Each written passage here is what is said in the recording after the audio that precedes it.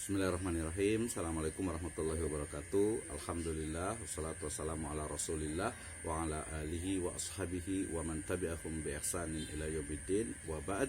Qala Allah Ta'ala fi kitabihil karim. A'udzu billahi minasyaitonir rajim. Bismillahirrahmanirrahim. Wasari'u ila maghfiratin mir rabbikum wa jannatin arduhas samawati wal ard uiddat lil muttaqin. Amma ba'd, fa inna asdaqal hadithi kitabullah wa khairal huda hudan nabiyyu sallallahu alaihi wasallam. Alhamdulillah, syukur Allah subhanahu wa ta'ala yang telah memberikan kepada kita kenikmatan iman, Islam dan juga ihsan.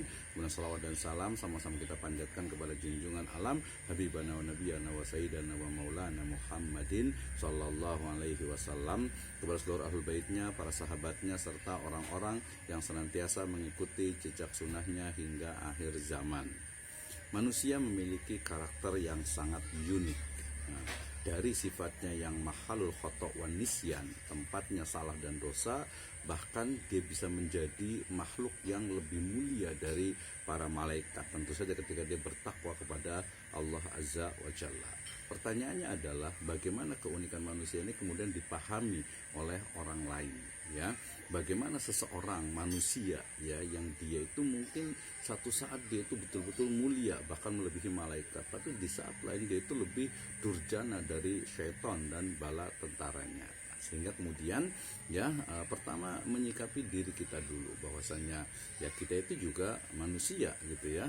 Kemudian juga orang lain itu juga manusia, sehingga kemudian bagaimana kalau dalam bahasa Jawanya itu apa, tepo seliro, gitu ya. Artinya itu dia bisa memahami, ya, mungkin bahasa simpelnya itu lebih bijaksana, ya, memahami bagaimana ya kelebihan dan kekurangan orang lain. Sayangnya memang sering sekali hawa itu menguasai manusia sehingga kemudian memunculkan rasa, misalnya merasa dirinya itu lebih baik dari orang lain, gitu ya, atau mungkin juga orang lain itu dianggap salah, gitu ya. Dan ini menjadi sebuah pertanyaan. Belum lagi ketika mungkin dia itu merasa bahwa orang lain itu ya dianggapnya itu berbeda dengan dirinya, gitu ya, berbeda dengan dirinya. Kemudian juga mungkin dianggapnya itu satu hal yang bahkan dianggapnya itu tidak sesuai dengan apa yang diyakininya. Ya, belum lagi kita tuh belum bisa, sering sekali itu tidak bisa menerima apa yang ada pada kekurangan manusia atau orang lain itu. Nah, ini yang menjadi masalah. Ya, tapi bukan berarti kita juga harus toleransi dengan hal-hal yang sifatnya itu mungkin yang memang tidak diridhoi oleh Allah Subhanahu wa taala, gitu ya.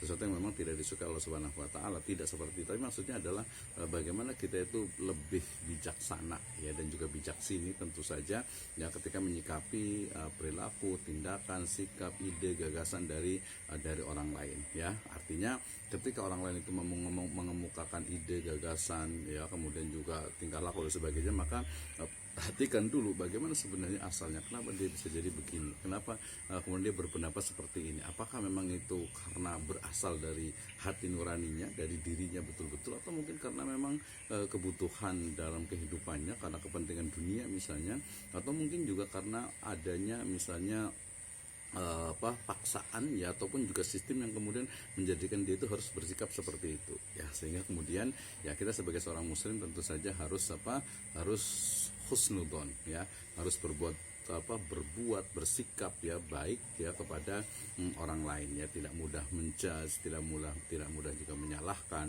tidak kemudian dengan cepat ya reaktif, ya, kepada mungkin kesalahan dari orang lain. Nah, ini perlu kita perhatikan. Harapannya adalah agar ya tercipta, ya, terwujud bagaimana sikap saling memahami, ya, kelebihan atau kekurangan orang lain, tidak mudah merasa dirinya itu paling benar, kemudian juga tidak merasa orang lain itu pasti salah, gitu ya, saya saja yang benar. Tidak seperti itu, tapi bagaimana membangun sebuah hubungan, ya, interaksi yang memang bisa membawa kebaikan selama dia dalam ranah syariah, ya, dalam ranah hal-hal yang tidak dimurkai Allah Subhanahu wa taala, yang itu mungkin sifatnya itu mubah, gitu, itu ya kita lebih bijaksana, ya.